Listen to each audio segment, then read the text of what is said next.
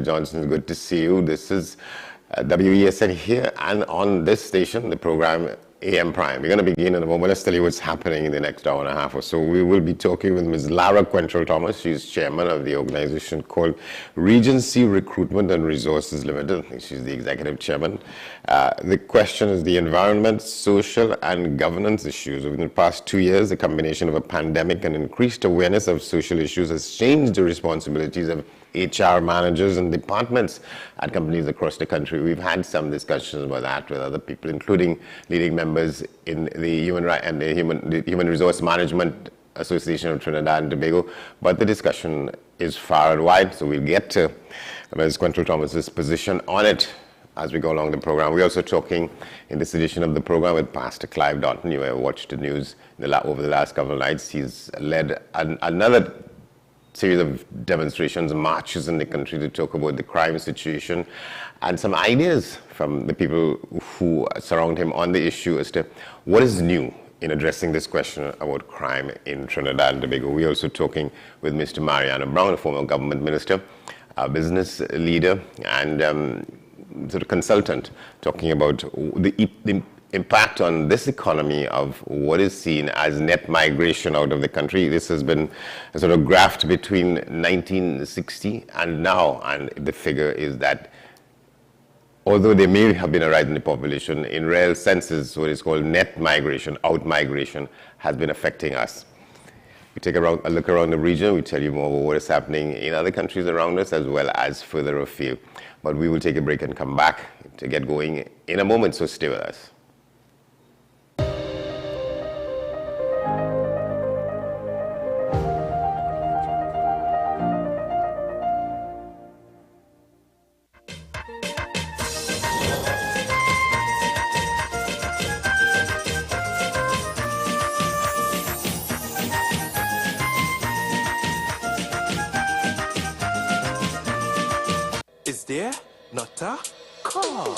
Is There Not a Cause needs more help and volunteers for the many outreach events during this busy, critical season.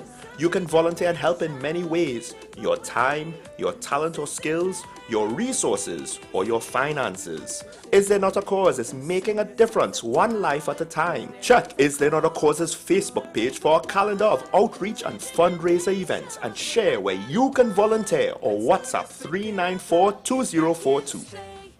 Whether it's your family meet and eat or your own personal getaway retreat, a business trip, accommodation, or a couple's celebration, the Cocoa Reef Resort and Spa has room for you. There's always sumptuous, delicious cuisine and the gym and tennis court for a good workout routine. Then relax by the pool or on the private beach, or just head to the spa. It's also within reach. The Cocoa Reef Resort and Spa, Tobago's best beach resort. For reservations, call 639-8571 or check our website. From A to Z, find it all easily. Everyone comes from far and near to the Specialist Hardware. Get all you need for your interior or exterior projects, from finishing accessories to small or large tools. We're known for our range of doors, flooring, moldings, medallions, even fountain pumps and tanks. Check us out. We have what you need to get that job done. Get your list from A to Z, find it all easily. Everyone comes from far and near to the Specialist Hardware. Oceans Industrial Complex, Union Road, Marbella. Whether it's acid reflux, cataracts, glaucoma, a swollen prostate, diabetes, or weight loss, Customized Health Solutions has been helping Trinidad and Tobago for over 2 decades. So let us help you. Call 627-2640 for your Compass assessment now. Poolside nights, tiles and bath, making your home a work of art. Step into a spacious place of creative ideas for your home space. Our floor and wall tiles and natural stone is ideal for any use you need in your home. Toilet, bathroom sets and vanities lend design to your creativity, while jacuzzis and shower enclosures create the mood for dwelling on life's pleasures. Lamps and lighting fixtures add ambience and memorable pictures. Poolside nights, tiles and bath, making your home a work of art. Oceans Industrial Complex, Union Road, Marabella. Better Value Limited has been making gift giving easier and more affordable for over 26 years. Power tools, indoor, outdoor furniture and accessories, mini appliances, designer fragrances, houseware and home decor products, and all your bridal registry items. Now in stock, our stylish loft bed and study desk combo unit for just $16.50. Better Value Limited. Call 235-3709 or visit us at Princestown or Gulfview, or check our Facebook page. Your Christmas is safe with us at PCU. Police Credit Union. Police Credit Union. Your Christmas is safe with us at PCU. Police Credit Union. Police Credit Union. Get an easy zero-interest Christmas loan at Police Credit Union today. Borrow up to $25,000 with affordable monthly payments. New members, you get up to $10,000. No interest, no installments until January. Apply online at www.policecreditunion.com. Loan subject to credit approval. Welcome to the American University of Barbados School of Medicine. We offer 2 comprehensive MD programs, 5.5-year program for high school finishers, and 4-year program for college graduates. The American University of Barbados has been accredited with the Barbados Accreditation Council, BAC, and has been accredited by CAMHP. As the medical school has affiliate hospitals at Baltimore and Chicago in the USA and the Caribbean islands. Register now for the next intake, January 2023. It's the season to be jolly. That brings a smile. That lasts a lifetime from Simon's Musical Supplies. We have drums of all kinds. Quattro, marimba, guitar, trumpet, clarinets, and flutes. Musical dreams all come true. At Simon's, we have it all for you. Give a gift. A violin, a mandolin, steel pan, a piano, or simply a music stand. Music books and everything for a band. Simon's Musical Supplies. Come visit our new location, 24th Street, Port of Spain, or call 625-6412. Musical dreams all come true.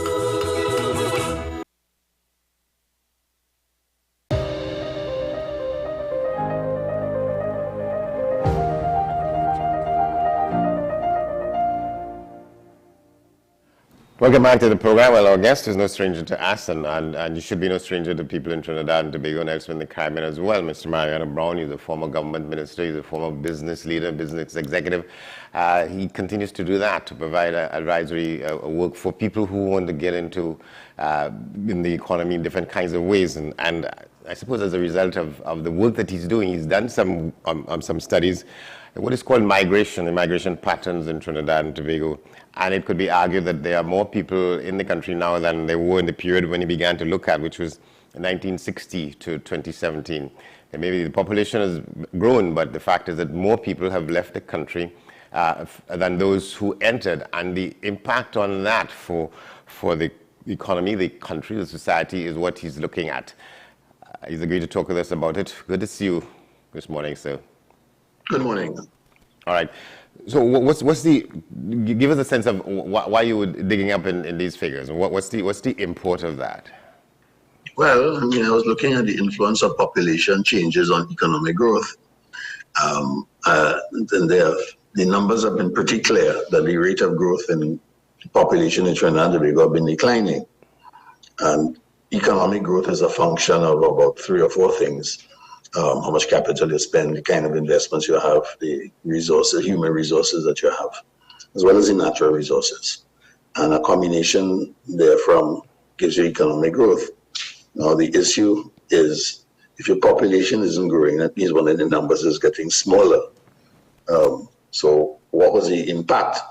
And it's been recorded in the NIS as well, that we've had much slower birth rates. In fact, the population increase is more or less fallen off a cliff, starting with in the 21st century. We had a very high growing population, then all of a sudden it kind of tapered off, the birth rate fell, and it has continued to fall. So that has implications for the rate of growth in population, and it also has implications for the aging of the population. And that's pretty easy to see in the National Insurance Board statistics and the comments of the actuaries, where they talk about an aging problem. We're not the only country in this position, but so there are things that you have to do to basically adjust it and to address it. Otherwise, you'll find yourself in a declining cycle. And that's something that any policy, any person who's interested in economic policy would want to know. What would we do? How would it happen? What are the sources? What are the things that you have to do to compensate for it?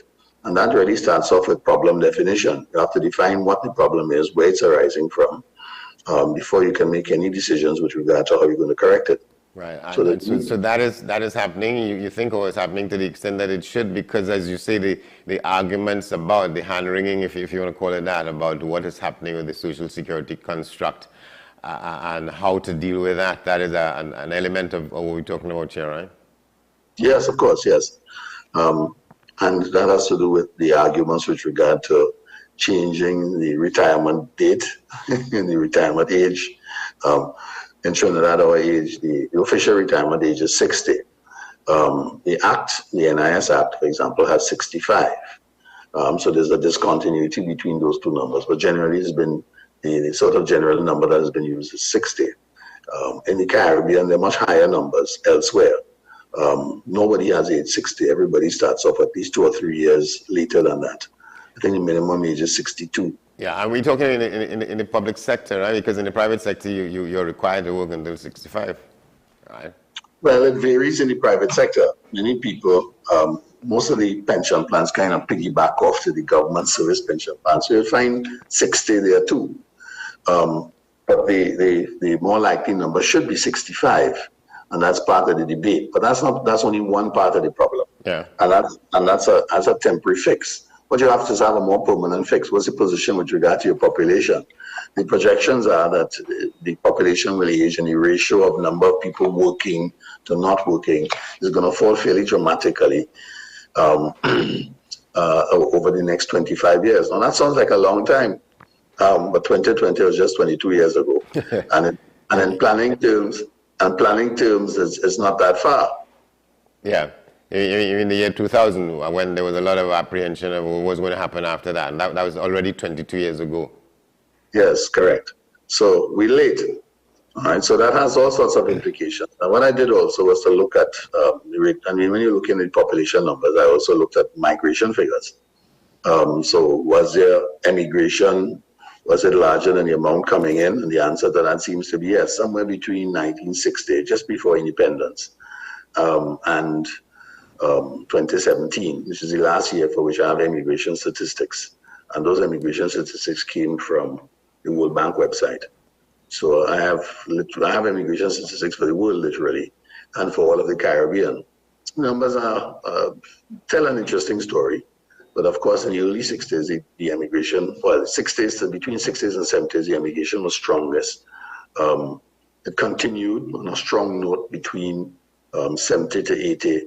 And between, say, 1995, somewhere thereabouts, it has fallen off. Now, that could be a reflection of tightening immigration policies in other countries, as well as been a reflection of the fact that the Trinidad and Tobago economy continued to grow, right, or grew substantially in that period. So immigration was less. But the numbers between 2020 and 2017 indicate that emigration has been falling. Right, but overall, cumulatively over the period, it's a large number, about just under 400,000. That's the net figure. I don't know what the gross figure is because I wasn't able to get the numbers coming in. And the immigration figures I've not been able to find at all. So, but at the bottom line is the economy and the population was growing faster than those who were leaving. So as a result, we didn't feel it. But in the period 1960 to say about 1990, there was what you would call brain drain. A significant number of people left who were your best trained people. All right, you're young, you're bright, you're ambitious, you're upwardly mobile. So it would have had some effect in terms of the population deployment. But at the same token, it also explains why the government expanded its education system so dramatically in the period, you would say certainly between 1970 and 2000, to the extent to which at the moment that the number of school places is much larger than the number of the people who are doing exams. So we have more school places than we have people coming into the system. Because of the birth rate, it means that the number of people who are under 15 has been declining. And therefore, the school population was built to house 25,000 people. And we are now somewhere around between 18 and 19,000 on a consistent basis, and the number is going to tend to fall in the next 10 years. So there are many more school places than there are seats to put in those places? No, there are many, but there are people to put in the seats. Yes. Right. Now that doesn't say anything about the quality of education. That's another matter. That's another issue, because that is a lament that we have about the quality of the education system and the output. So those are areas that that from a planning perspective you have to adjust, you have to deal with on an ongoing basis. Population numbers are pretty straightforward.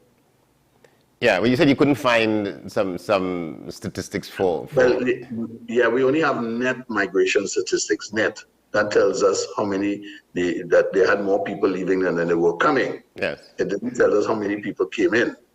Right? And the numbers don't indicate, for example, illegal emigration.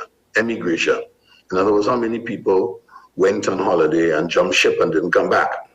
Now, I haven't been able to correct for numbers along those lines, but that also has an implication, because the official migration statistics don't tell us about illegal emigration or immigration. Right, because that's the other side of it. People who come in surreptitiously and surreptitiously don't leave and so on.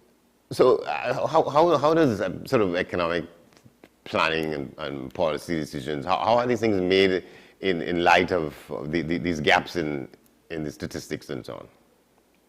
Well, if you do the best that you can on the basis of the numbers that you do have. Information is never total. One always operates on the basis of partial information. So you have to make the best decision possible on the basis of the information that you do have. The information that is irrefutable is that the population numbers are declining. All right, that's irrefutable. When I say the population numbers, I mean the birth rate, the ability to regenerate. And we are considered the standard regeneration formula is that every female should have at least 2 children. And that means you have 1 male, 1 female, right? Presuming a male and female relationship. And that's sufficient to be able to keep your society at the same level on an ongoing basis. Right? The presumption being that you can then make up with productivity improvements. That's not the case in Trinidad and Tobago. We've been below that for quite some time. The last set of numbers, averages used in the NIB figures show 1.7. The official numbers say 1.5. The actual sort of continuous assessment say that in the last 5 years, last 10 years, that figure is probably more like less than 1%, less than 1. So it means that your population is not going to grow. In fact, it's going to decline. And not only is it going to decline, it's going to age. And in that context, there will be less people working. Now, you can't maintain your level of social services, your level of economic performance if you don't have people to work.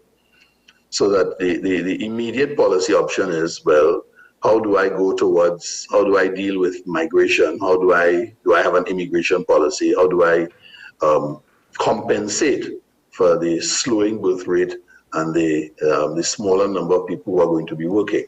And those are the policy implications. Do I look at it from the point of view of fiscal incentives? Do I give tax relief for people who have more children? And for the uninitiated, then why is there this continued lament about in-migration if we have a deficit number of people, as you say, people to put in the seats and people to fill the jobs that there are, we have a significant break on who should come in and so on. The question of in-migration now with what has been happening in the last couple of years, why we have that kind of... Well, Well, all you have to do is look around the rest of the world, right? People, the people, strangers cause issues. They come with different cultural habits. They're different to us. They look different to us. They sound different to us, right? And you feel uncomfortable. And that's the problem with immigration or emigration into Europe. Europe has the same problem we have. Many countries have the same problem. Japan, for example, is a rapidly aging society. China is going to have the same problem. How are they going to adjust it? In the case of China, China has a zero immigration policy. I'm sorry, not China, Japan, right? Which is very different to the US, for example. In the US, you still have arguments about, you look at the last couple of elections, the whole issue, and of course, behind it all, the issue of the other person, the immigrant, looks different from us. They're not they're not European. Much of America was built on the basis of immigration. Canada is built on the basis of immigration. They have an immigration policy. They tell you how many people you need on an annual basis, and they will accept them from all the countries. So you can tell which are the countries with the largest number of people where they come from. But they have a policy, and that is what causes the issue. So we know that the top 10 countries, and they publish it, where the immigrants come from. And that will also have a difference because some of the people who are coming in are different to us, right? So that is what causes issues. Now, if you look at it, we talked, a lot of the World Cup football has been on Qatari and immigrant labor. Yes. But in Qatar, in terms of the population size, only about 12% of the total population of Qatar are Qataris born in Qatar. The other 88% is immigrant labor. Okay. And that's one of the things that they've always talked about, in the sense that immigrant labor has been such a large percentage of the population, they're not well treated and so on and so forth. But examine that and counterbalance that, for example, with Europe, where immigration, for example, is probably you're talking about 3-4% at the highest, and you have large arguments about where are all these people coming from, and we have illegal immigration, stop them at the borders. Well, the difference is that there's a racial difference in the composition, right? Yes, and that is what creates issues. All right, so we got to go. But what do we do? What is required of us or the decision makers, the policy planners, to put us where we need to be? Well, the answer is that we have to have immigration. Trinidad and Tobago, if it is to grow in the future, we have to have some kind of immigration policy, which means that you have to have some sort of, your labor policy also has to speak in terms of your manpower planning. What areas do you need to fill? What are your universities producing in relation to the type of manpower requirements that the country may have as a whole? How many doctors, how many lawyers, how many of everything? What kind of technicians do you need moving forward? What are the kind of skill sets that you're looking for in order to grow a modern economy, which is going to be based on services, that's going to be based on IT, is going to be based on technology? Those are the kinds of people that you're looking to recruit, in which case you have to have a mechanism to determine what are the skill sets, what is the sort of education standard, and what type of requirements would you want from these people who are coming in. Then you have transition. The evidence across the world is that immigration leads to a positive development. Right? And we have, for example, the largest migration in this part of the world is the movement outwards from Venezuela. And the evidence that is being given by the IMF, the World Bank, and most of the country studies that have shown that for the first 3 years, an immigrant probably makes less of a contribution than is probably spent by the state. But thereafter, the skills, the changes that they bring are positive. Right, and that the economy starts to grow when those people become fully deployed. So those are the sorts of things that you have to take into consideration. What are the short-term requirements? What sort of system do you put into place? How do you make the system work? What are the evaluations? How do you evaluate qualifications or educational standards in other countries to make certain that it fits with yours? What's your pronouncement on how we're doing? Poorly. We're doing very badly. If you just take into consideration we had one of the biggest emigrations taking place out of Latin America into Venezuela.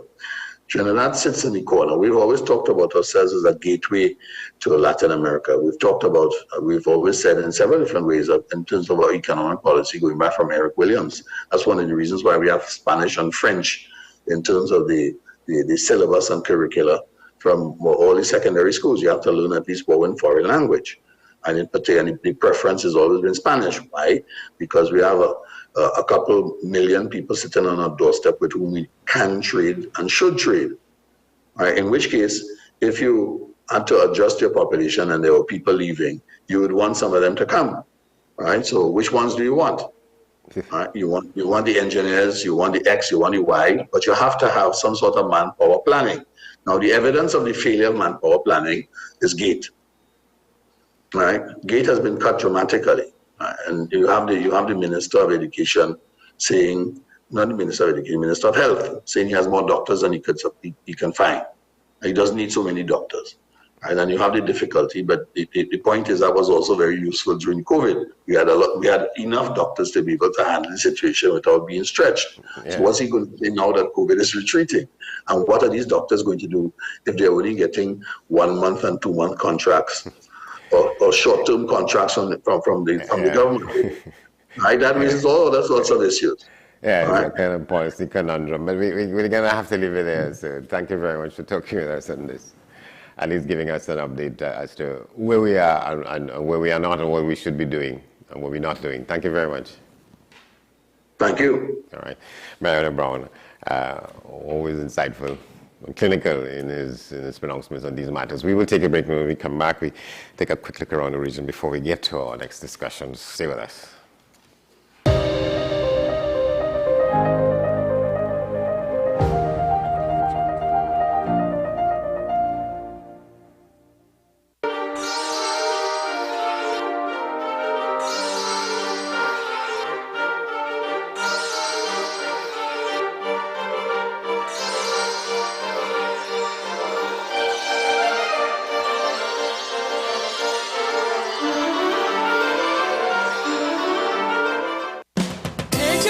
From A to Z, find it all easily. Everyone comes from far and near to the Specialist Hardware. Get all you need for your interior or exterior projects, from finishing accessories to small or large tools. We're known for our range of doors, flooring, moldings, medallions, even fountain pumps and tanks. Check us out. We have what you need to get that job done. Your list from A to Z, find it all easily. Everyone comes from far and near to the Specialist Hardware. Oceans Industrial Complex, Union Road, Marbella. Your Christmas is safe with us at PCU. Police Credit Union.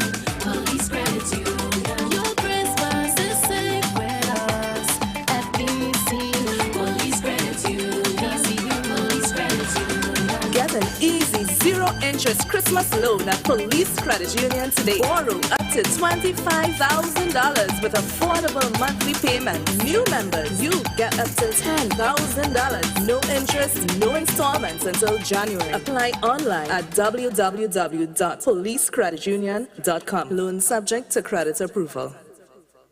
Better Value Limited has been making gift giving easier and more affordable for over 26 years. Power tools, indoor, outdoor furniture and accessories, mini appliances, designer fragrances, houseware and home decor products, and all your bridal registry items. Now in stock, our stylish loft bed and study desk combo unit for just $16.50. Better Value Limited. Call 235-3709 or visit us at Princestown or Gulfview, or check our Facebook page. Whether it's acid reflux, cataracts, glaucoma, a swollen prostate, diabetes, or weight loss, Customized Health Solutions has been helping Trinidad and Tobago for over 2 decades.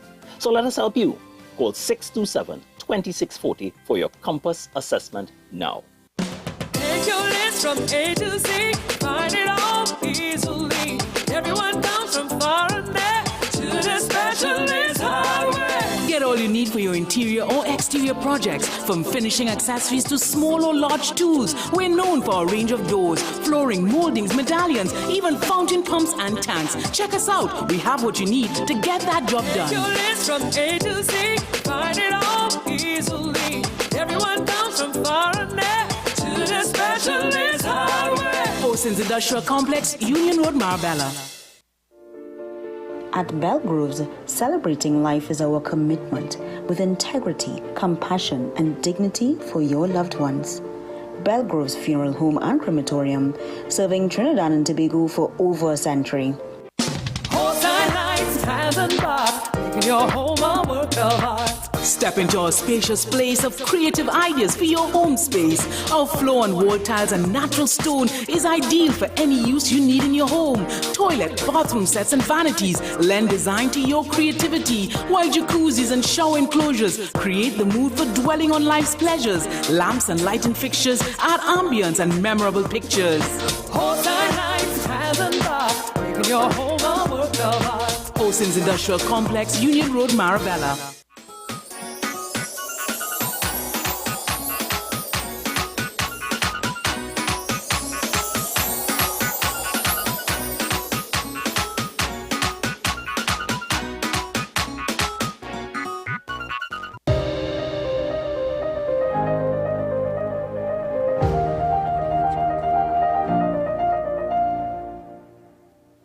Welcome back to the program. Well, let's take a quick look around the region. Now, we're going to start with St. Lucia, where the opposition senators are proposing crime-fighting strategies, and that follows a shooting of a British national recently. We have a report on that from HTS News Force. An increase in boots on the ground is one of the suggestions by the opposition United Workers' Party to help curb the rising crime rate. Officials are worried that the country is receiving a bad rap following the shooting death of a British national and the wounding of another expat who have been citizens of St. Lucia for many years. Opposition Senator Harold Stanislas, speaking to reporters outside Parliament on Thursday, stated that the government needs to hire more police officers. This goes to show you that no community in St. Lucia is immune to the violence which is taking place right now. And I believe that it is time that the government step up.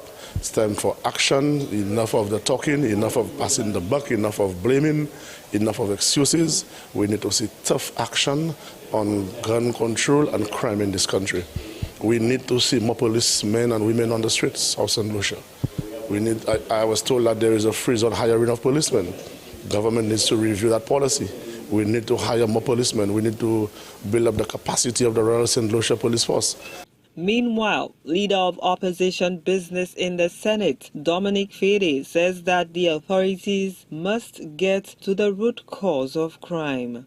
It was a mistake that the government would have removed the canine dogs. That's a bad mistake. They certainly have to work a lot closer with the police and stop blaming the police. I think as well that we need to have a holistic approach to this to beef up the economic situation in the country. We're seeing that a lot of the people who are participating in the crime situation happen to be mostly young men.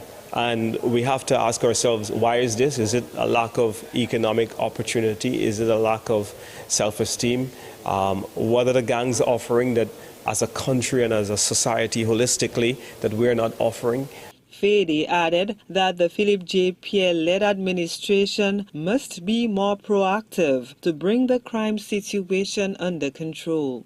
The government has failed to protect us from this prevailing crime situation, which really undermines our ability to be safe, undermines our businesses, undermines our tourism sector. I mean, right now as we speak, we are being pummeled in the UK press. We're being battered everywhere in the UK press because of this government's inability to act, because this government has not been proactive. It did not have to get as far as this. The opposition has been emphasizing for quite some time that the government had to be a lot more proactive, that the government had to show an urgency of now, that the government had to get on top of this situation. As of Thursday, December 8, 2022, St. Lucia's homicide toll stood at 69. Law enforcement and the authorities continue to grapple with the violent crime wave as they formulate strategies to minimize criminal activities. And you think about what's happening in Trinidad and Tobago, it sounds very similar. Well, let's take a look at what is happening in Jamaica now. And again, you make the comparison. Flow Jamaica is calling for a suspension on copper exports following theft and vandalism which has been occurring. TVJ has a report on that. The issue of copper theft is again in the spotlight after a man was caught red-handed early this morning. Telecommunications provider Flow says the damage is significant. The issue was raised at a press briefing today. Jamila Maitland reports. I will be, when I leave here, I will be penning a letter to Minister Hill, and I will be advocating for the immediate suspension of copper exports under the scrap metal industry. Technology Minister Darrell Vaz signaling his intention to put forward a proposal to Cabinet for the temporary suspension of the exportation of copper after an impassioned plea by telecoms provider Flow. It follows widespread vandalism of the company's infrastructure, costing over $15 million and counting since 2016. The latest incident happened early Thursday morning. Despite the fact that we're about to go into Christmas season, based on what has been presented here and the unequivocal evidence of the link between the both, is impatient of action. Flow's general manager Stephen Price was visibly shaken as he looked away while a video played in the Matildas Corner police area, showing damaged copper cables on the roadside of Hillcrest Avenue in St. Andrew. This is domestic terrorism. You are attacking the state when you attack the national infrastructure of a country. The video was taken by a police officer who was on patrol when a truck was spotted hauling the cables from its infrastructure. A man has since been arrested. So we have someone in custody and the investigators are busy doing a lot of work and tracking a lot of things because a vehicle was found, and I can tell you at this stage of the investigation that vehicle was seen elsewhere where something similar happened. Flow says thousands of customers have since been impacted as a result. The damage is estimated at about 10 million Jamaican dollars. It's why Mr. Price is calling for stiffer penalties for those who commit these crimes. And what we've seen are low fines and sentences that in no way reflect the debilitating effect of the crimes committed. Petty larceny is often the only charge we go to in some of these instances. And we know that's a tap on the wrist for many of these criminals. Under the Telecoms Act, citizens who tamper with telecoms infrastructure can be fined up to $500,000 or a maximum of 3 years in prison. However, for other offences, the Malicious Injury to Properties Act and the Larceny Act are used to prosecute.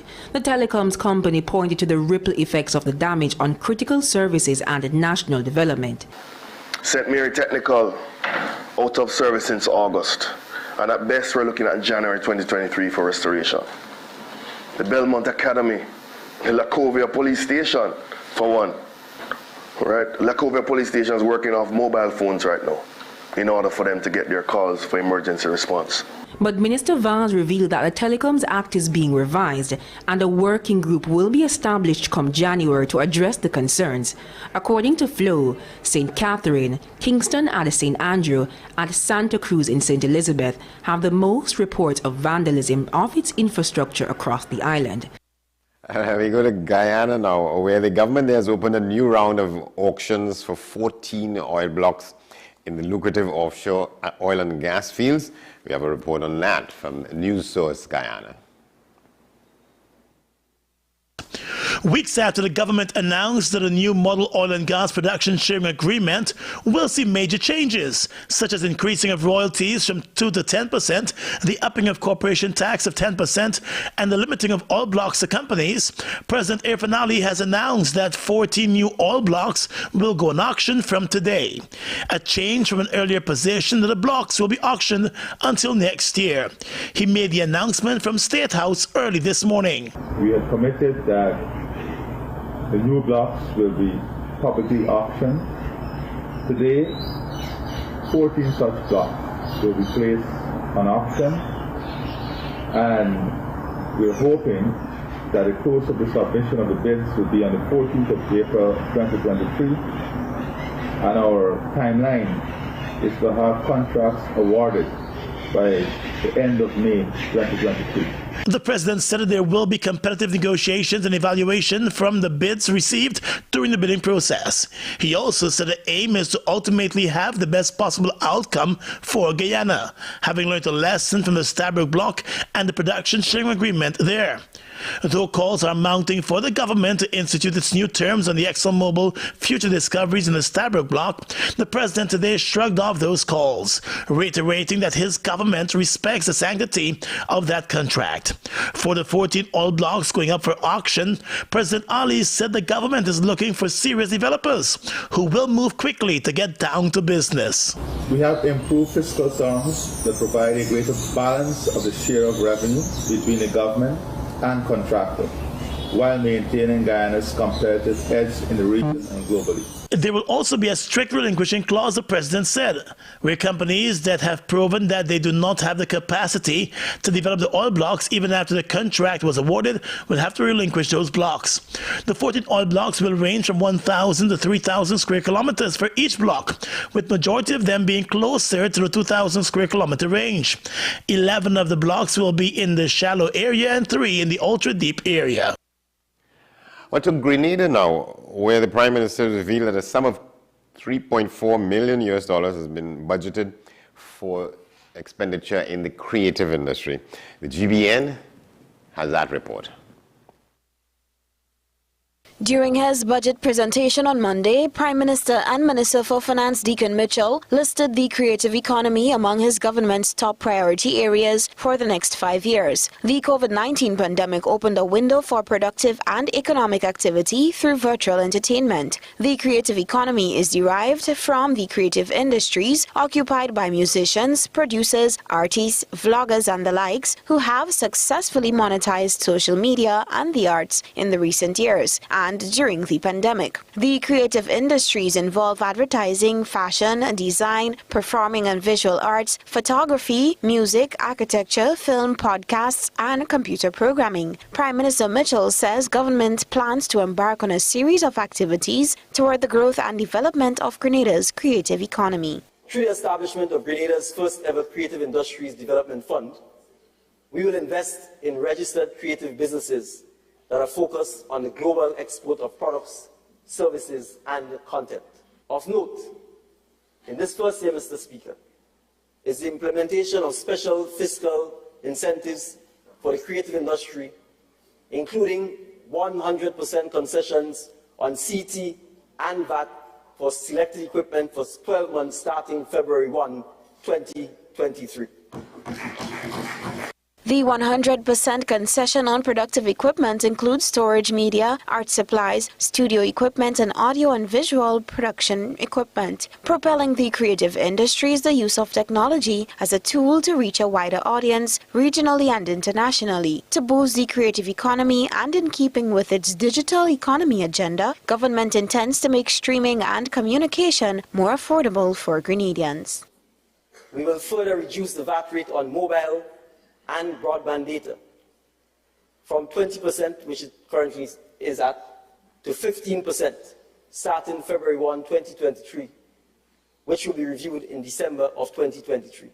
This, Mr. Speaker, is consistent with government's policy to build a digital economy, and you cannot build a digital economy without internet and data. We're shifting ways to Barbados now, where the Division of Culture there has revealed that there's a winner in its design competition for Heroes Square, and the report is from CBC Newsnight. Heroes Square in Bridgetown is to be transformed soon with what authorities say will be a true reflection of the Barbadian story. The winning design for a special monument to be built in the area was revealed during a ceremony this morning in the courtyard of Parliament. Shane Jones has that story. We loyal sons and daughters all is not only an iconic line of Barbados' national anthem, it is now also the name of this sprawling monument that will occupy Heroes Square upon completion.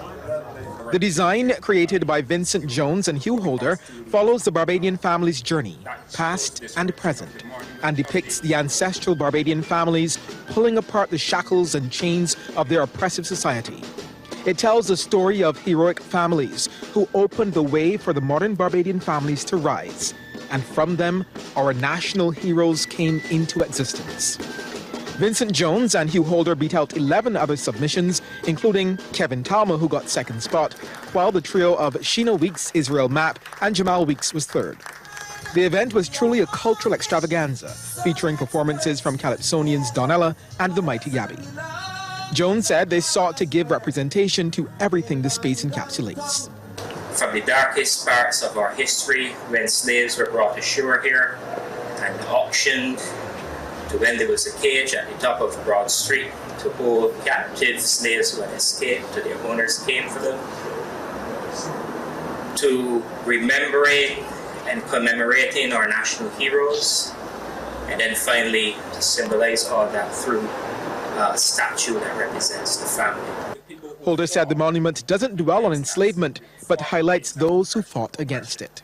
So we see representatives of that ancestral Barbadian family represented here, pulling those shackles apart. So these are representatives of the original or ancestral Barbadian family, and we represented them pulling apart oppression, represented by shackles and by chains, which you see in the paving as well. From there, in the middle, our modern Barbadian family, the real heroes of our society, were able to rise, not only rise, but also rise above those shackles, now being the tallest, most prominent thing in the middle of the monument. Minister of State in the Prime Minister's Office with responsibility for culture, Dr. Chantal Munro-Knight, noted the monument will tell the world how we want to be defined. That in the context of independence and coming into our own self-determination, that we continue to define, that we are signaling to everyone and to those that visit, that this is a country that understands fundamentally that we must have a country in which people can feel that they belong, not just a country in which they live, but a country that when they walk the breadth of this island, that they can be able to see reflections of themselves. The monument will take around 8 months to be constructed. All right, so we're going further afield now. We go to Chad, where 139 people arrested during a bloody protest there in October have been released after a month and a half is in detention. France 24 picks that up. After 6 weeks behind bars, 139 protesters involved in October's deadly riots in Chad's capital, N'Djamena, were released this Sunday. In total, 139 people were brought back to N'Djamena today, including 53 people who were declared not guilty and 80 people who were given suspended sentences.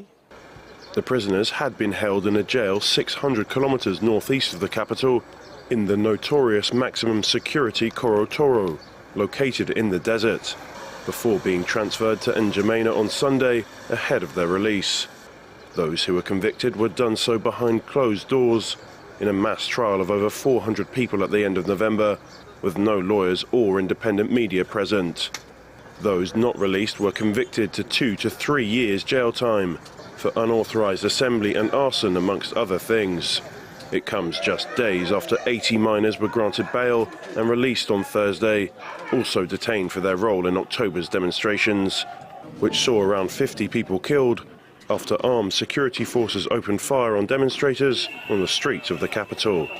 Protesters who were opposing the military junta in the country and the rule of unelected President Mohamed Idris Deby. We take a break as we lead up to the news, and on the other side of that, we're talking with Lara Quentrell-Thomas. Stay with us. This is AM Prime.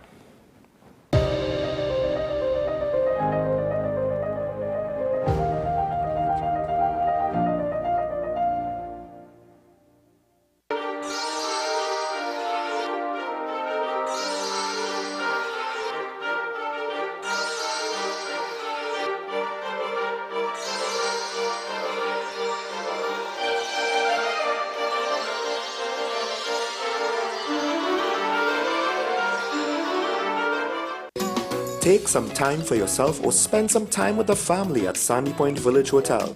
Enjoy our various studio and suite apartments, self-contained with their own kitchenettes and Wi-Fi.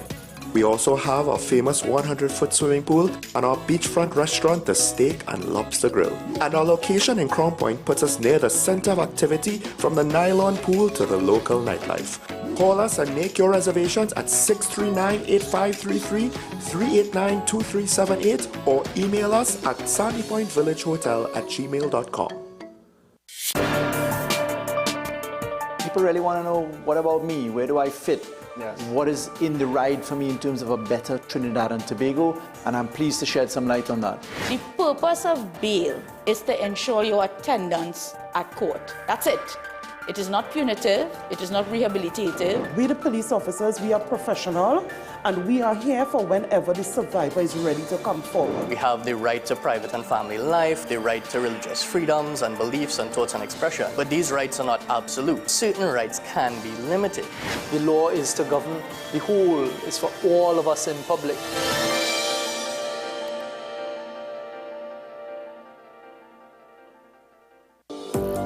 Join me, Sule A. Joseph, as I delve into the day-to-day psychological issues plaguing our society.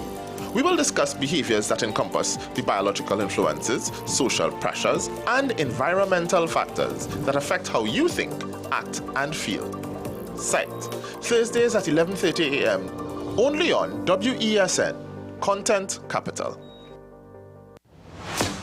Is it politics? What is it? Is it that nobody cares about sports? The kind of support that sport used to get in the past is no longer here. The thing is, taking a knee doesn't mean that that's the only thing you're doing on it. Right. Taking a knee along with other stuff. Samantha, what are you looking forward to when you return home to Trinidad and Tobago after winning the title? Thank you very much for speaking it into existence. Is there no pressure on Nicholas Ball? It makes me more motivated to work hard and to go out there and rep the red, white and black. Why are we sending a team to the Winter Olympics? There are a number of Trinbagonians who are in the diaspora and have grown up in winter sport. It's an opportunity that the Trinidad and Tobago Olympic Committee will not close the door on. I also believe in the players that we have. Once you can motivate the players, you can get the best out of them. Living in victory every day. Inspire, motivate, encourage, hope. It's about topical issues. It's about everything that you would want to know about hope, about life. At the end, you're going to say, yes, if he can do it, I can do it too. If she can, I can do it too. No matter what they say, living in victory every day. Nicole Lawson Live, living in victory every day. Every Sunday at 8 p.m. and Wednesday at 4:30 p.m. on WESN.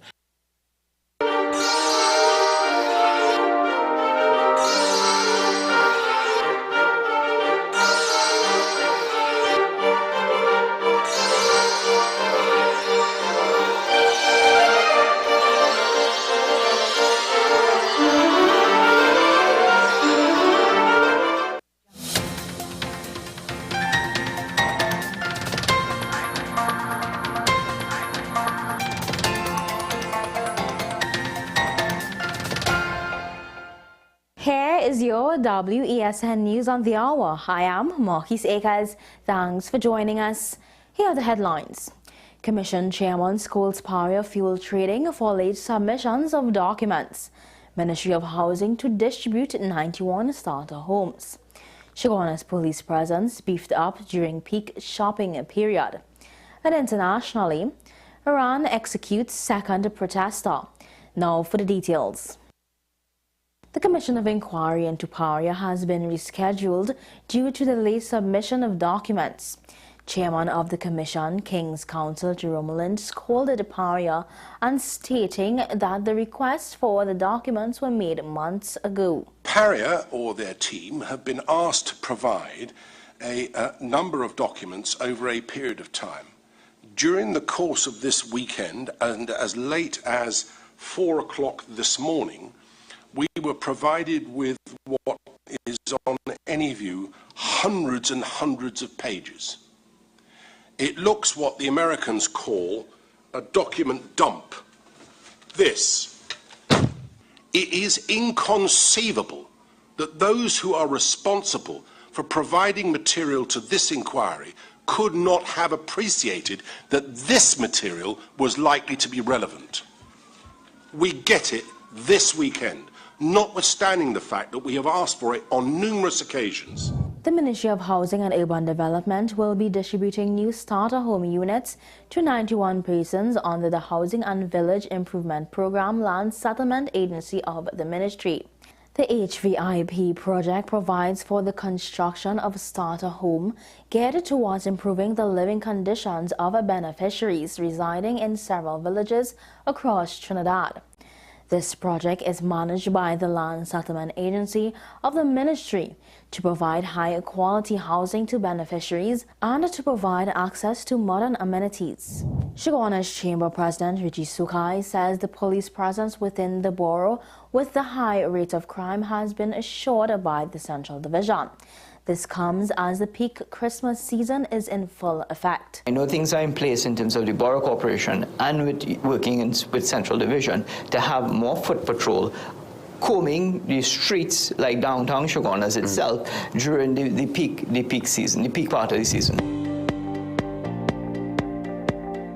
And internationally, Iran says it has publicly hanged a 23-year-old in what is the second execution linked to the recent anti-government protests.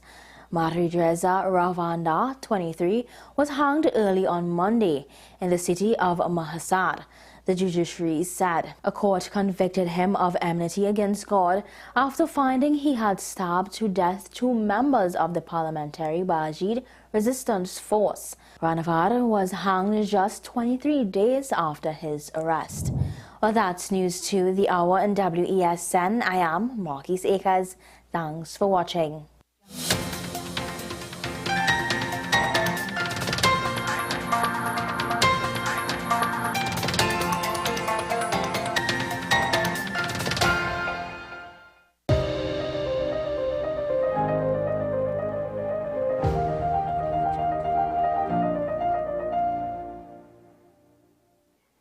Well, we're back live on the program here, AM Prime on this edition. We're talking now with Clara Quentrell-Thomas. She's the chairman of the organization called Regency Recruitment and Resources Limited. She's talking about something having to do with, what is the initials are ESG, environment, social and governance issues. And the brief is that during the past 2 years, the combination of a pandemic and increased awareness of social issues has changed the responsibilities of HR managers and their departments. A recent report from a company known as Marsh and McClellan Advantage found that ESG performance will become increasingly more important when attracting and retaining employees, a serious consideration during a time when finding and retaining top talent is tough. And the data showed that top employers' ESG scores are 14% higher than the global average, making a positive connection between employee satisfaction and employer ESG, environment, social and government issues. Clara Quentrell-Thomas, good to see you as always. Thank you. Good morning, Andy, and good morning to all your viewing and listening public, and compliments of the season to Trinidad and Tobago. Well, many happy returns to you. So contextualize what I just tried to present there. Okay, well, thank you first of all for giving us the opportunity to talk a little bit about this topic. ESG actually really began in the United Nations, funnily enough, the Environment Program in around 2005. And originally it was called GES because there was a feeling then that governance really would be the priority issue over environment and social considerations.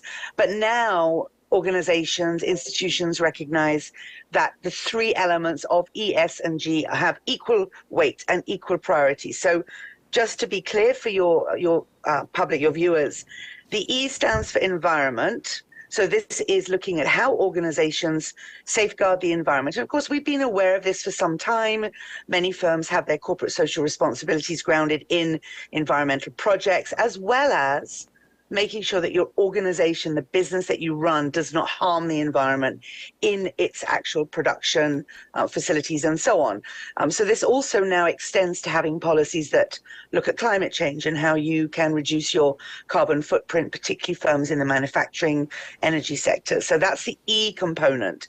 Then there's the S, which is the social element of this framework.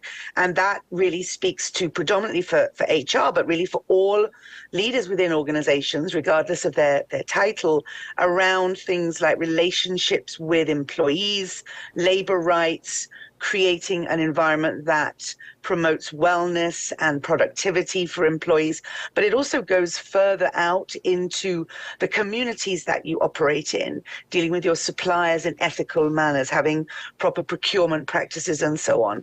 And then the third element, the G, is the governance, which, as we know in Trinidad and Tobago, is something that we really need to do a lot better in. And this is around issues like leadership, executive pay, internal controls, and of course, if you have shareholders, their rights and responsibilities. So although the genesis of ESG was the environment, it's really now become this platform on which firms can build their brands, because at the end of the day, firms are about making profit. We understand that. But it's about making a profit in a responsible way so that the people and the planet that you engage with, that you operate in, are also benefiting from your operations. So it started as a sort of a nice thing to do for the environment, but it's really morphed into this broad encompassing framework or philosophy, if you like, on how to run your business. And that the S part, the social part, has really taken off for HR practitioners because, of course, coming out of the pandemic, looking at all the mental health issues, the stress, all of the different challenges that employees have had to face and managers. It's really how do we now build workplaces in a hybrid world, in a very different world, that really leads to employee wellness. And that sense, of course, you would have discussed on your program, DEI and B, so diversity, equity, inclusion, and belonging, that also forms part of the S component of ESG. All right. Is it a case well, we're talking about us in Trinidad and Tobago, if not the wider Caribbean, that sometimes they might be focused in one area, in one aspect of this equation here at the expense of others. And say if we're doing well on environmental management and protection, the question of social and government issues then takes a backseat and that kind of thing. I think that's right. I think that many of us may, if we were to sort of honestly score ourselves in the three different areas, we may do very well in one and not so well in the other. And that's why I think it's important to have these conversations and raise awareness of this as an issue, because it's important from an HR point of view for an organization to be attractive to job seekers, particularly younger people who are looking to work with firms whose values are aligned to their own, and they are very conscious of and aware of what's happening with the climate change and the degradation of various components of our planet and, you know, global warming and all of these things. They want to work for organizations who are doing the right thing by the planet, but also by the people that they work for. So this can be a very basic understanding of things like labor rights. And of course, in Trinidad and Tobago, we have very well formed, for the most part, industrial relations regime and labor legislation. So it's about respecting the rights of workers, but then going forward to build on that, to respect people's human rights.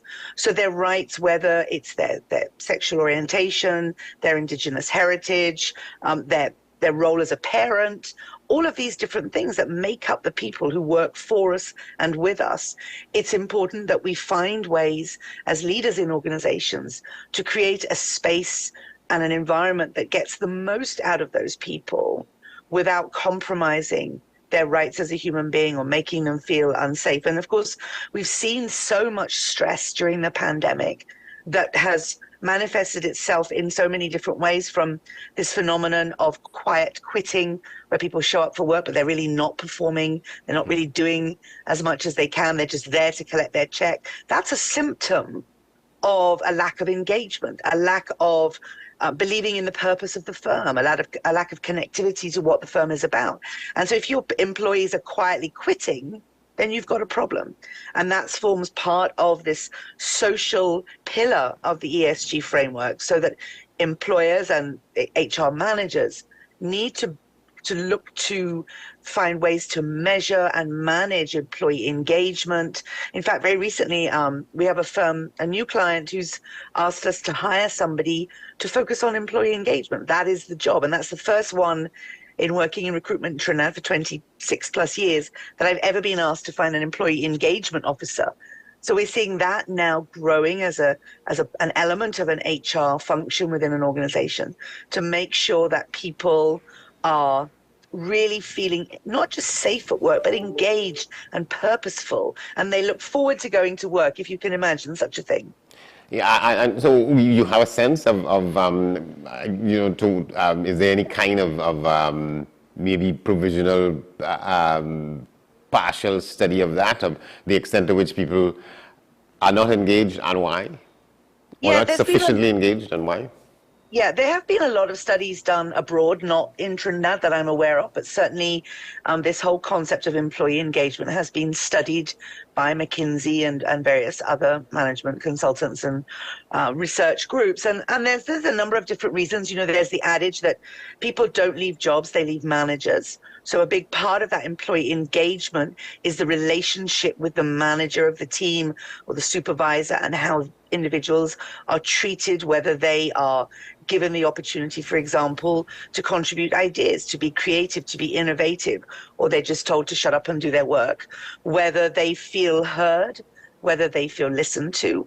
And I think, again, coming out of the pandemic, what have we learned as employers that we are now using to evolve our corporate policies and our workplace culture? So one very easy example is the hybrid work situation, where you know, we've seen that many jobs, perhaps the majority of jobs, can be done from home, a combination of home and in office. And yet a significant portion of employers after the pandemic went straight back to 8 to 4, Monday to Friday in the office / 5 hours in traffic every day. So we didn't learn anything. And I think that's something that employees are saying, well, hang on, I was able to work from home for 2 years. And now you just, put me straight back in the traffic. I don't understand why. Why are we not using the terrible issue, the terrible crisis that COVID was, but it was also a learning opportunity. And many employers have not learned or listened. And that then leads to employees saying, well, you know what?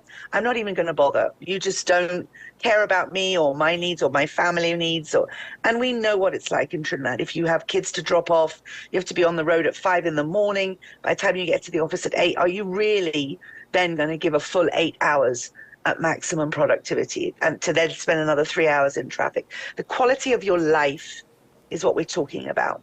So there are many opportunities for employers to really listen to their staff. You won't be able to implement everything, of course, but look at ways that you can create a culture where employees feel valued and heard and respected, and that their personal situation, as much as possible, can be incorporated into job design, workplace design, roster design, so that they can have some sense of balance, which is really what most of us are striving for.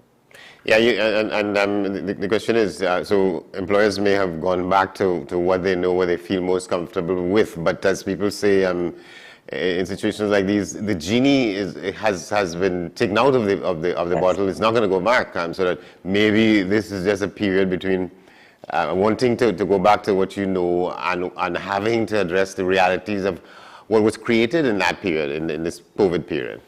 Yeah, you're right. And in fact, we have seen, especially with younger job seekers now, that they are not willing to even consider jobs that don't have a hybrid workplace culture, that will not allow them to do some of their work at home. Just yesterday, I was talking to a candidate, and she said quite clearly, I'm not doing any work that requires me to be in the office Monday to Friday anymore. I'm not even considering it. So employees, having gone through this, shown that they can work from home or work remotely, are now in some senses pushing employers to say, look, you have to offer this as an option. It doesn't work for every job. It doesn't work for everybody. Some people have to get up in the morning to come into Port of Spain to drop their kids for school anyway, so they might as well be in the office. But for many people, that hybrid scenario is really what they're looking for. And employers are going to find themselves becoming less attractive to job seekers. Now, Trinidad is in a situation where we have a lot of jobs, but we also have a lot of job seekers. So we actually, as employers, have a slightly different situation to perhaps the US or the UK, where there is a shortage of talent. We are not necessarily, for some jobs, yes, but by and large, we're not seeing that in Trinidad and Tobago. So the employer still does have a certain amount of control, but I think you're going to see employees saying, I'm not doing it. I'm simply not spending half my life in traffic anymore. And so we have to think creatively about how do we manage and measure and monitor the performance. That's our challenge. We have a management style or culture that if I can't see it, I can't manage it. But we've seen during COVID that with the right tools and the right frameworks in place, performance can be measured, whether your employees in a Starbucks, in their kitchen, or at Maracas. You know, they can do the work, focus on getting the work done and not time in the office, because that does not equate to being productive and delivering what customers need. But again, not every job this will apply to, we understand that. But as far as possible, I think employees, job seekers themselves, are going to be the ones saying, I'm not doing Monday to Friday, 8 to 4 in the office anymore. You have to come better than that. Yeah. With the state, the government being such a major employer, what do you see as any kinds of signs that are hopeful going in these directions? And put that against the famous comment of the Prime Minister telling people, well, you all can't leave home at the same time and then complain about clogging up the roads and so on. Yeah, I mean, I have to confess to being quite disappointed that the government did not use the opportunity. Okay, year one of COVID, we were all figuring it out, but by year two, you know, there should have been some systems in place to manage remote workers and monitor their performance. There's enough technology out there to be able to really, truly monitor and evaluate your performance of your workers, whether they're in front of you or not. I mean, and simple solutions, I think, something like, okay, you want everybody back in the office, no problem, but why not have a shift system where some public servants work from 6 a.m. till 2 p.m. and some work from 9 a.m. to 5 p.m. Imagine being able to go and pay your VAT at 5 o'clock in the afternoon or 6 o'clock in the afternoon, and not the whole country trying to pay it at lunchtime when the cashier's closed anyway. You know, we really have not, why not have things like carpooling? Where have a lane, they have this in Martinique. There's one lane on the highway that's carpool lane. If your car has less than 4 people, you have to move into the traffic. So you encourage people to carpool because public services, we know, public transport is not so reliable. Set up proper bus lanes. You know, there were things that could have been done that I think didn't require a great deal of money, just a bit of imagination and a bit of optimism that people might be open to change. Because the fact that we have gone back to exactly what, you know, obtained before COVID is madness. And then expecting our public servants to be, well, if not more productive, as productive as they were before the pandemic. And I really feel like, I mean, the government, I know the Ministry of Labour is now working on a remote work policy, if you can believe it, 3 years after COVID began. We're now having consultations about a remote work policy. This should have been done 2 years ago. And then when these conversations are concluded and a report comes forward, with you know, if we perform true reform, it will be 5 years before it is taken out and any attempt made at implementation and so on. Yeah, and then of course you've got to have the tripartite consultations. And, you know, I heard a very distressing story during COVID of one of our clients who's very heavily unionized and spoke to the unions about whether, because the staff were not traveling and they were working from home, whether they could temporarily suspend the travel and uniform allowances that staff were being paid because they weren't using them, and instead allocate some of that money towards internet expenses and being able to support people with their work from home tools and technology. And the trade union flat refused. So for 2 years, these people got a travel allowance and a uniform allowance, and they were doing neither of those things. And so again, it's that. And a pandemic is an unusual situation. This is not just employers trying to get out of collective agreements. This was a global phenomenon that we all had to adapt to, right? Whether we liked it or not. And I think the fact that we didn't use that as a catalyst for change to evolve workplace culture, some of us have done it.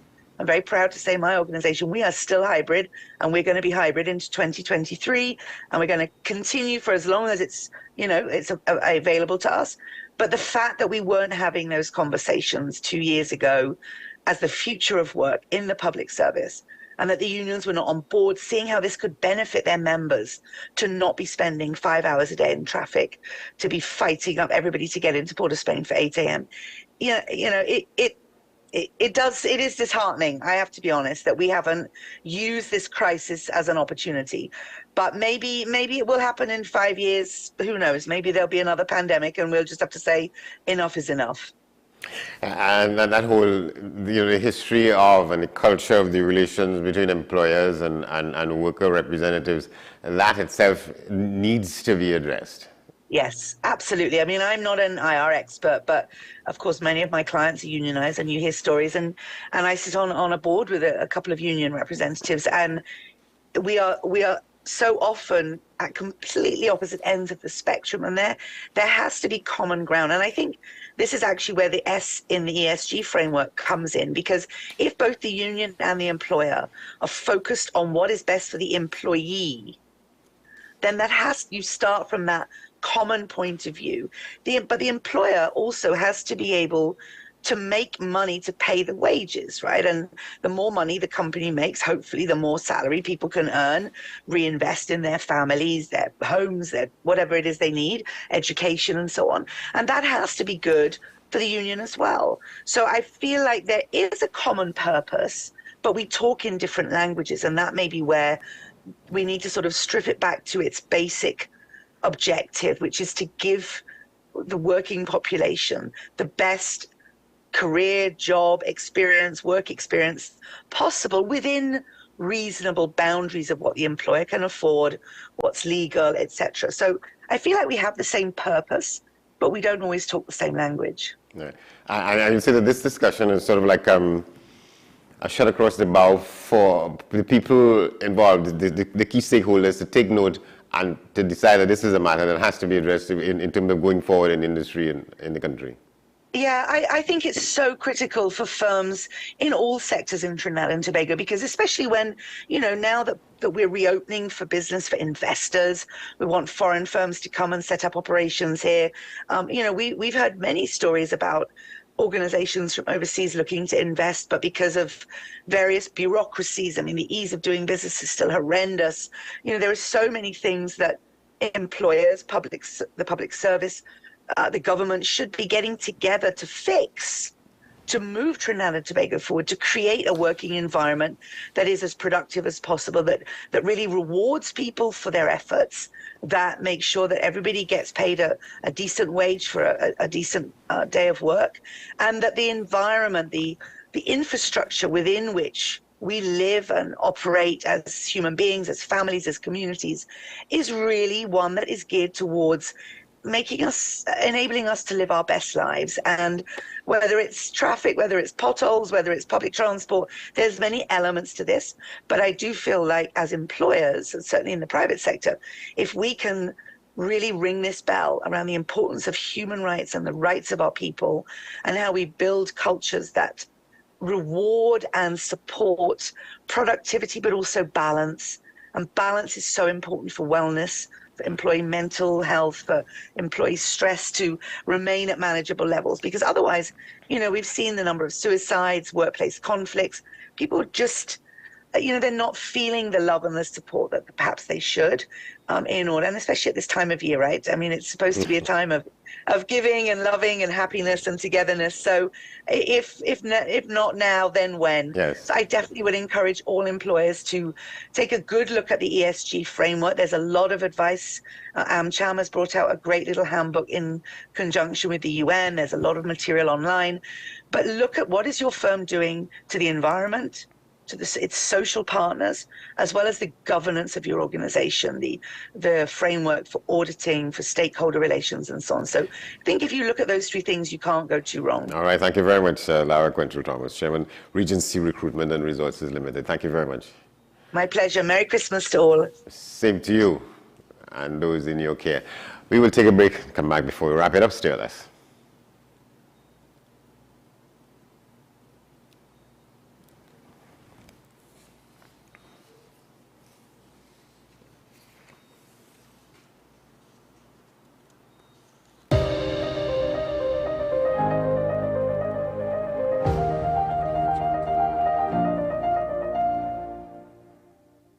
Whether it's your family meet and eat or your own personal getaway retreat, a business trip accommodation or a couple's celebration, the Cocoa Reef Resort and Spa has room for you. There's always sumptuous, delicious cuisine and the gym and tennis court for a good workout routine. Then relax by the pool or on the private beach, or just head to the spa. It's also within reach. The Cocoa Reef Resort and Spa, Tobago's best beach resort. For reservations, call 639-8571 or check our website. Take your list from A to Z, find it all easily. Everyone comes from far and near to the Specialist Hardware. Get all you need for your interior or exterior projects, from finishing accessories to small or large tools. We're known for our range of doors, flooring, moldings, medallions, even fountain pumps and tanks. Check us out. We have what you need to get that job done. Take your list from A to Z, find it all easily. Everyone comes from far and near to the Specialist Hardware. Oceans Industrial Complex, Union Road, Marbella. Welcome to the American University of Barbados School of Medicine. We offer 2 comprehensive MD programs, 5.5-year program for high school finishers and 4-year program for college graduates. The American University of Barbados has been accredited with the Barbados Accreditation Council, BAC, and has been accredited by CAMHP. As the medical school has affiliate hospitals at Baltimore and Chicago in the USA and the Caribbean islands. Register now for the next intake, January 2023.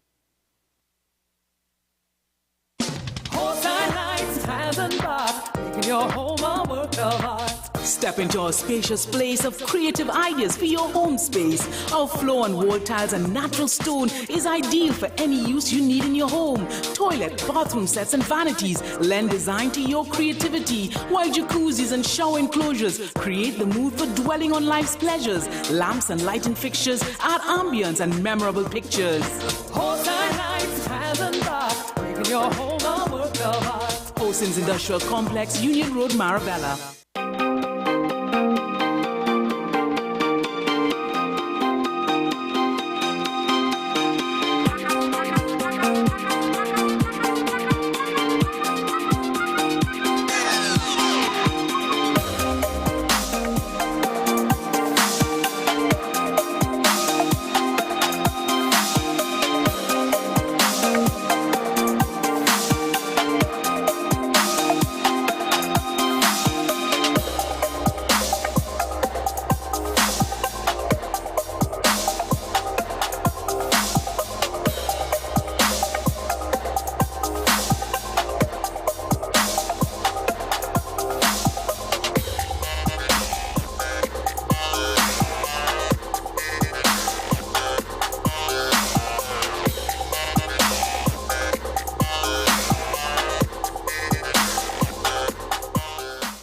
Better Value Limited has been making gift giving easier and more affordable for over 26 years. Power tools, indoor, outdoor furniture and accessories, mini appliances, designer fragrances, houseware and home decor products, and all your bridal registry items. Now in stock, our stylish loft bed and study desk combo unit for just $16.50. Better Value Limited. Call 235-3709 or visit us at Princestown or Gulfview, or check our Facebook page.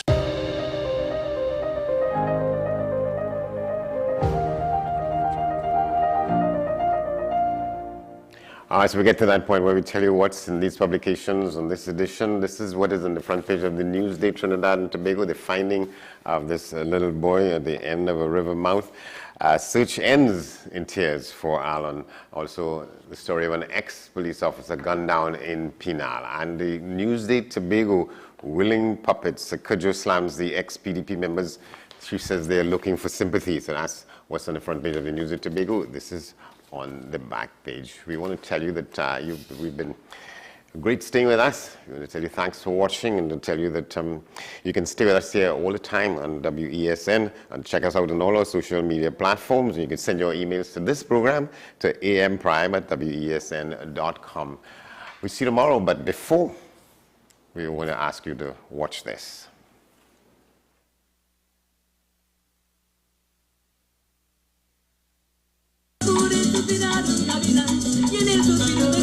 Muchacha, déjame van, caminar, pío, pío.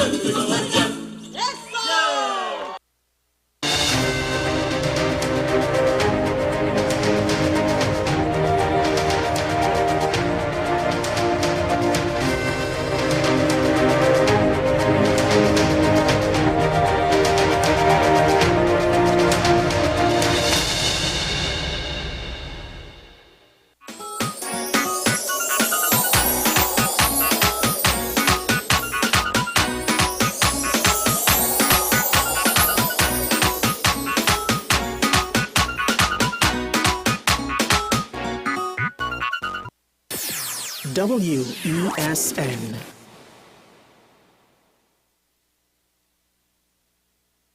Living in victory every day. Inspire, motivate, encourage, hope.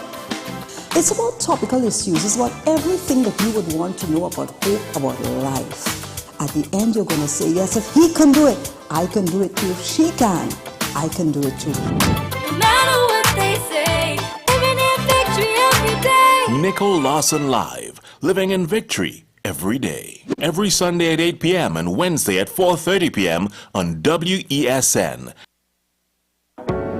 I'm Andy Johnson, and you're watching WESN, the content capital.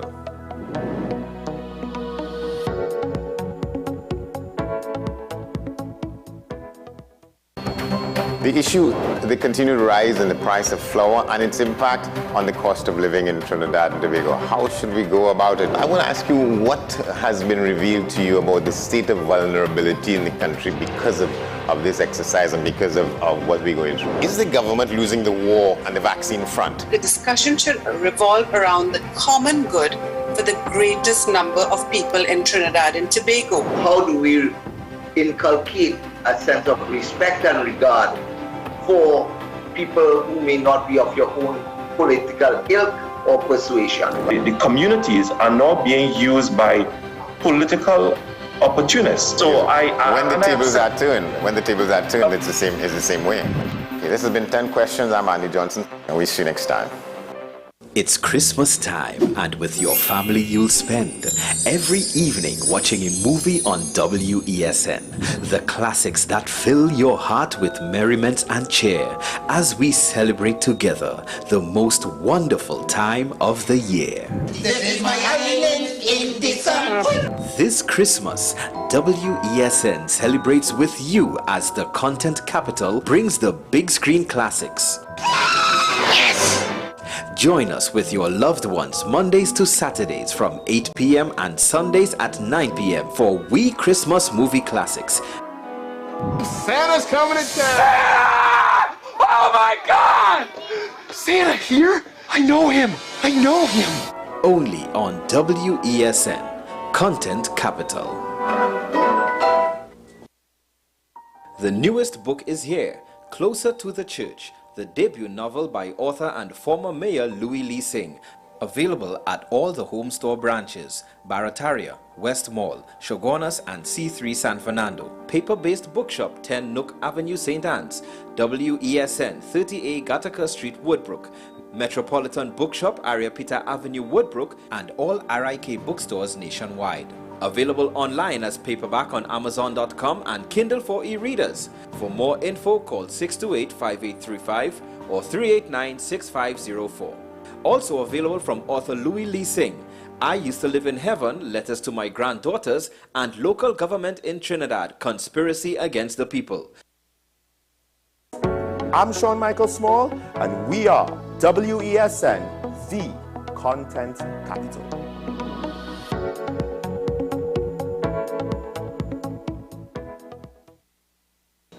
What's the best way to grab the attention of viewers? Please exercise more patience.